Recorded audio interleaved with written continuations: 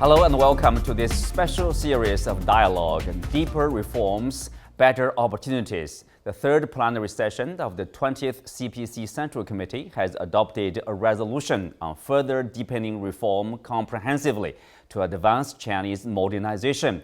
It says, quote, by 2035, we will have finished building a high-standard socialist market economy in all respects, further improved the system of socialism with Chinese characteristics, generally modernized our system and capacity for governance, and basically realized socialist modernization. With that in mind, what policies will be implemented to achieve these reform goals over the next 10 years? What are the priorities of China's reform agenda, and what does the resolution mean for the Chinese economy? Join us for our discussion today, live from Beijing. I'm Xu Qinduo.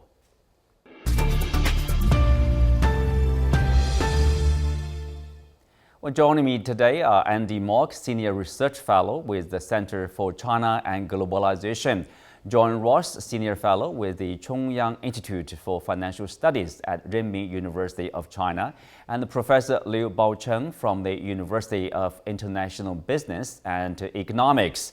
So welcome to Dialogue. Baocheng, I will start with you. Yes. So the resolution is out, also called communique. It's not that detailed information, I would say, but it does provide guidelines and also basically, which direction the country will go for the next 10 years. So what's your take? Well, it is the job of such resolution to set the direction and reassure the trajectory is right to achieve the Chinese new modernization, because modernization has been there since the founding of the People's Republic. Generations of Chinese leadership has been talking about modernization, but this round of modernization under the new era is there. We will make more complex the strivable ways, for example, to deal with the harmonization of environment versus our economic growth, and also to address the rule of law, and then to aim at the total quality of the people's livelihood through democracy and through also the fairness in the distribution of the social outcome. And so all of these efforts are there to point out that we are very firm and we are very coherent in implementing the reform and opening to the outside world, and in which the more demanding is on the capacity building for the Chinese governance, because we face more complexities and more variables to deal with. So with the increase of the governance capacity, we are able to optimize many of those decisions so that we can give more confidence to multiple stakeholders, be it business community at home and abroad, and also for all the workers in terms of their job understanding, and also the many other global partners. So you are basically saying that you do see there's this pragmatism and also probably you say consistency in terms of the Chinese policy making. Absolutely. In long-term direction. Andy, a similar question to you. What do you see as the highlights or most important signals out of this conference? Well, Qingduo, I think the headline message, of course, is deepening reform comprehensively to advance Chinese modernization. So if we look at this in context, this is the third plenum of the new era. So I think, as Baocheng pointed out, what's very important here is the direction, and the direction has not changed. I think this is vitally important to emphasize, because great endeavors do not happen overnight. As the saying goes, Rome was not built in a day. So I think this is the first point, that this is a continuation of a policy direction. The second point is this is Chinese modernization, meaning that it is not seeking to copy or emulate another model, which often does not work. And we've seen in recent historical experience where countries try to copy the so-called Western model, that often fails. So this is about Chinese modernization, which is about delivering a better life for people, the people of China. And this means economics is at the core, of course, but it is not just about economics. It's also about, as Baocheng mentioned, it's about fairness, it's about inclusion, and I think, as we'll probably get into as well, it's about efficiency as well. So to me, this is the high-level message. It is a continuation, of course, with adaptations and responses to recent developments, including not just what's called a complex geopolitical situation, but to break that down a little bit, this is outright military conflicts in places like Ukraine, in the Middle East, in Gaza, but also, as we saw with the recent attempted assassination of Donald Trump, that there's the potential for enormous global chaos. And I think China has shown it has the ability to implement ambitious strategies that are also resilient and able to absorb and respond effectively to these kinds of potentially very dramatic changes in the external environment. Well, John, if you take a close look at this resolution, of course, as its headline indicates, it's about a reform. It mentioned the reforms or reforms like more than 50 times.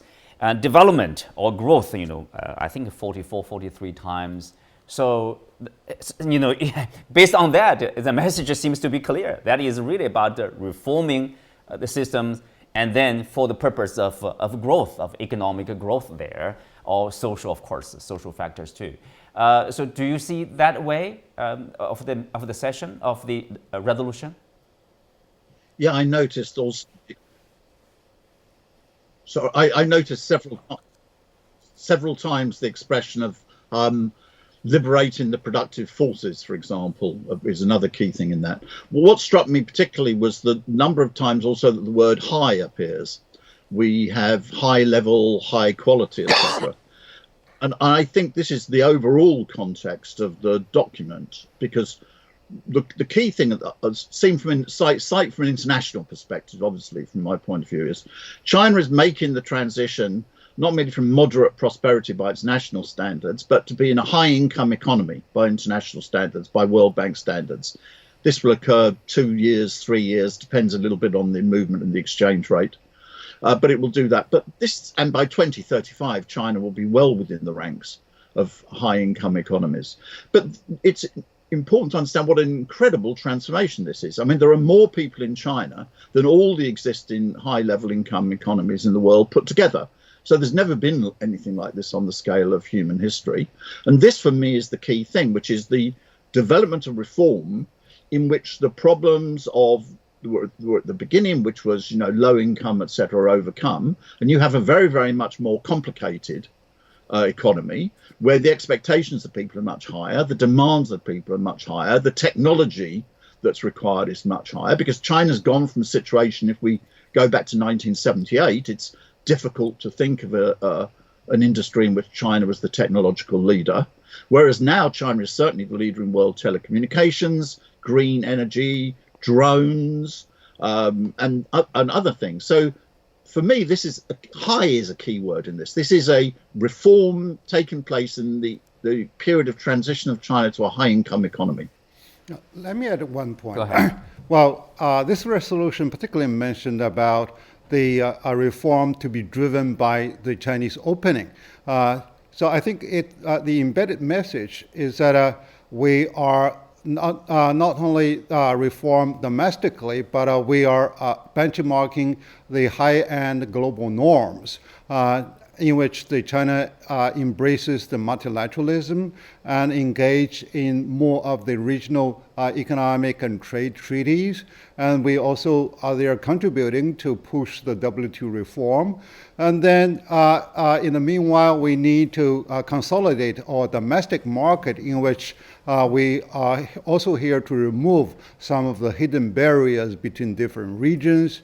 Then we are also going forward for further opening by, further setting up the Hainan free port and enlarge and also the coordinate better with the different special economic zones, the free trade zones and high-tech zones, etc. So this way, we are able to remove some of the barriers, not only at the border end in terms of tariff and customs entry, but also the barriers in our backyard that is there to block the free flow and free meeting of those economic resources. So this is there to push the Chinese reform, and this gave the target as where the reform should really take place. Well, Andy, as Baocheng has said, and also in the resolution, it described, quote, opening up as a defining feature of Chinese modernization.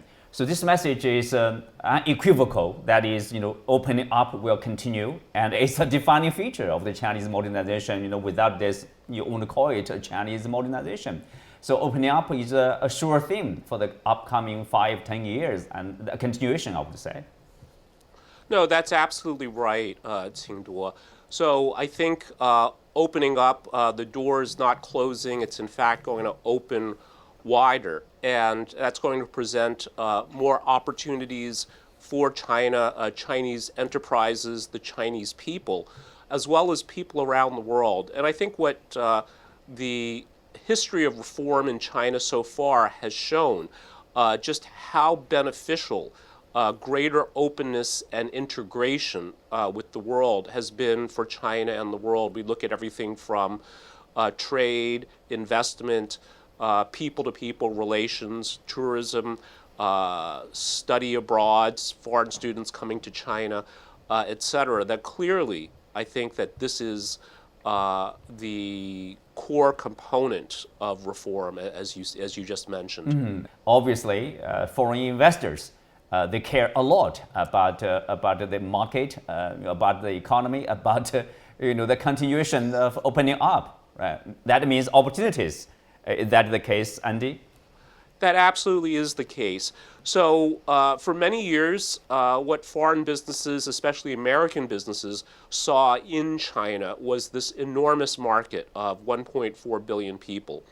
But increasingly, I think what American businesses are seeing are partnership opportunities and even opportunities to work with technology leaders. So look at some of the automakers in the United States. They're looking to Chinese partners for electric vehicle technology, batteries, et cetera, and increasingly design as well. So we see that with electric vehicles, China has not only led breakthroughs in key technologies, but also the design and the distribution of electric vehicles all around the world. So absolutely, I think barring any political obstacles, certainly I think many, if not all, American businesses want greater engagement with China. Well, John, it's also they are setting the goals for 2029 and 2035. For example, by 2035, quote, we will have finished building a high standard socialist market economy in all respects. So that's the stress of a market economy, or the building of a market economy, let's say a mature market economy probably in 2035. Yeah, well, certainly that's the goal. If we go back to the discussion that took place at the adoption of the present 5-year plan, it didn't set an official target of doubling per capita GDP by 2035, but it said there were no obstacles no fundamental, which meant therefore it's somewhere between a target, but it indicated that that's realistic. Well, so far it's entirely realistic. It would, between 2020 and 2035, China would have to hit 4.7% annual growth rate during that period to double its GDP per capita. So far it's coming in around 5%, so it's slightly ahead of what it needs to do, but that will take China well into the realms of high income economies.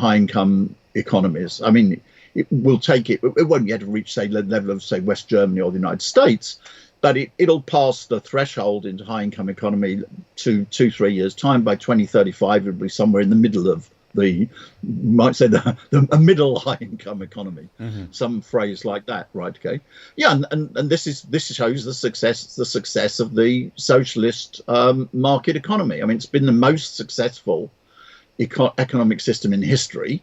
That's not a question of boasting. This is just a fact. If you look at the economic growth since 1978, there is no major country in history which has ever achieved such rapid growth over such a long period of time. The question was, though, that was taking China from a very underdeveloped state. No, it's no longer an underdeveloped country. Of course, I don't want to exaggerate. There are still areas, of course, in which China is not yet the technological leader. That will take 10, 20 years. The United States will attain technological edge in a number of industries for quite even longer than that. But this is the new thing. China is no longer merely a follower economy. In an increasing number of fields, it's a leader, and no longer in ones which only developing economies. Look at the fact that China is the world's largest now car exporter. Well, that wasn't a situation where the competition came from developing countries. That was where the competition traditionally came from Germany and Japan, yes, which are high-income economies. So this is a whole raising of the level of the economy, and growing it is at the present time round roughly the same rate. That's going to spread out to an increasing number of industries. Baocheng, of course, in the 2029, basically in about 5 years' time, so when China marks the 80th anniversary of the founding of the Republic, so reforming tasks, according to the resolution, will be realized. So next 5 years will be full of all kinds of reforming measures, policies to really to be implemented, and I mean to achieve that goal. So reform is still the key thing to talk about, to focus. Well, these are really very ambitious but very realistic programs. And this needs to be put in institutional framework, and so that everyone can really have the alignment in terms of their expectation and also in terms of direction where they make their efforts towards. So in addition to that, we need really to have more a rule of the law, because if we say that the past years was more of a policy-driven, either reform and opening, now it must be rest on a law, because the policy can really shift the here and there. Even though they do not really miss the direction, they may deviate some of the tracks. And some, actually this resolution particularly mentioned about, so all the policies, all the laws should really point to one direction instead of being ambivalent with each other. So all the ministries will have to be better coordinated under this general guideline, but more as in setting up more of the law that is more predictable, and so that more of the confidence both at the community and also at the business and consumers, they all have the confidence. And one thing that's particular is that this resolution emphasizes on equal access to resources, on equal treatment, which means that we are not really between the public sector and the between non-public public sector economies. and between all market players, be it state-owned ones, be it Chinese private ones, or foreign invested companies, joint venture or wholly owned. So they all need to have the same level playing fields. This is really made particularly very articulate in that regard. I didn't really see many other documents in previously that points to this direction. It's normally say, oh, we need to provide equal leveling playing field, but not as so specific, because after all, this document is really to set the direction. But now it made so clear on this particular point. I think that has a huge implication to give confidence to all businesses, particularly the private sector and also the foreign investments. You mentioned about the confidence, of course. A lot of people would agree with you. One of the challenges right now for the Chinese economy is people say the lack of confidence, rather, in the private sector in particular. As you said, indeed, the language is very clear that China will unswervingly consolidate and grow this public sector economy. Basically, similar language is used to encourage, support, and guide the non-public sector to grow, and also they mentioned basically in the Chinese language 3 times the word, literally meaning equally or equality, will be protected under the law equally, and will be dealt with similarly in access to resources and participating in market competition.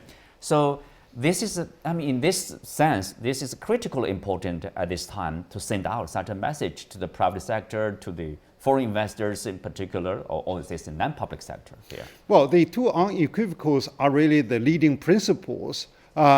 So that was really not very new.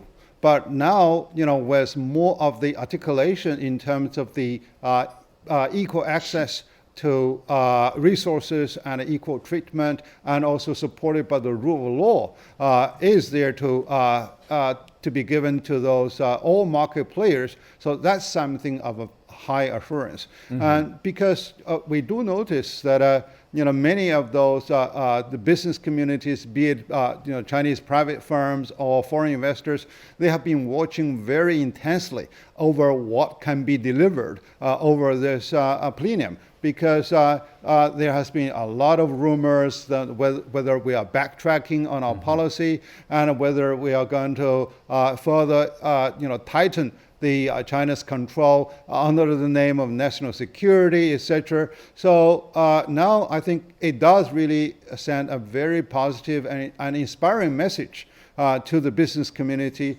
So I do hope, and I do believe also, that more of the implementation, both at the legislation level and also at the policy level, can quickly follow up, so that more of those specifics can be delivered on the enforcement level and implementation level.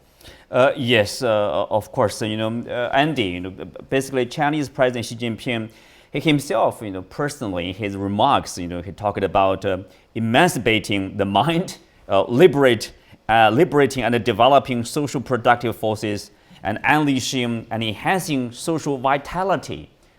These are, of course, in line with this the reforming spirit we are talking about. And in this communique, it talked about the role of market. For example, it says, in building a high standard socialist market economy, the role of the market must be better leveraged, and with a fairer and more dynamic market environment to be fostered, and the resource allocation to be made as efficient and productive as possible. What do you make of that? Yes, I think that this is very important, but it's, I think, vital to point out a very subtle distinction here. So a socialist market economy requires an effective market, but it does not mean that the government or the people serve the market, that the relationship is actually the other way around. So that the market needs to be empowered, but also appropriate rules and constraints need to be implemented where necessary, so that even the most free market of economists recognize there are market failures. And in most Western societies, there are not very good solutions to this. They're more band-aids, I would say, that addressing the key issue, which is the relationship between the market and society. So I think this is one point. And I'd like to go back to an earlier point about reform, which is part of, I think, involves markets as well, is that institutional reform and bureaucratic reform is very important as well. And I think this was emphasized in the communique. And this is, I think, an area that while China has made enormous progress, I think the government, the party, recognizes that more progress can be made. And it's not just about growing the pie, about distribution, but also efficiency as well. And I think when we see greater efficiency, this builds confidence as well amongst the private sector in China as well as the foreign business community. And I think this will make it a much more positive environment going forward. Right, John. You see, President Xi Jinping, he personally basically dealt with or deal with rather these reforming tasks, sometimes priorities. On one hand, you want to efficiency, for example, effectiveness in terms of growing the economy. On the other hand, one of the key or themes of his idea, usually people would say, is fairness. He sees that as important. To narrow the gap, for example, between rich and poor, for the people to be truly benefiting from this economic expansion. How do you see, his vision evolved over the past years to deal with evolving economic and geopolitical environments? Well, I don't think there's any change in the fundamental ideas, and I've been reading his books on the governance of China as they're produced, as well as the speeches. So I don't think there's any fundamental change in ideas, but of course the situation becomes more concrete. The key fundamental thing is that the people should benefit from the economic growth. Economic growth is not the goal. Economic growth is just the means to achieve it. It's a very important means. If without it, you can't do anything, because you can't distribute what you don't produce. Right, but that's the key thing. And this is the difference, for example, to the situation in the West. If you look at the statistics, the US economy has not been growing terribly fast, let's say, in the last 15 years, but it's been chugging out about 2% a year. But the income of the population hasn't gone up at all.